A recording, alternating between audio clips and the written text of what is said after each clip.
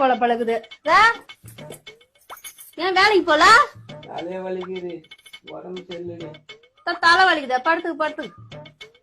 சங்கத்துல வேற போன மாசமே 2500 ரூபாய் கட்டலன்னு கேட்டாங்க.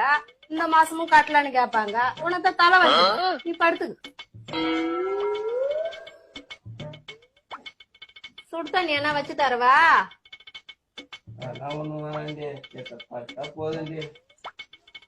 சிலிண்டர் வேற நாளைக்கே இன்னைக்கேன்னு இருக்குது. அதுதான் சொல்றேன். உனக்கு தலை வலிக்குது, படுத்து. கஞ்சி என்ன வச்சு தருவா? மாத்திரை போட்டுக்கிறே, தூங்குனா சரியா போயிருந்து. அரிசி வேற ஒருபடி தான் இருக்குது.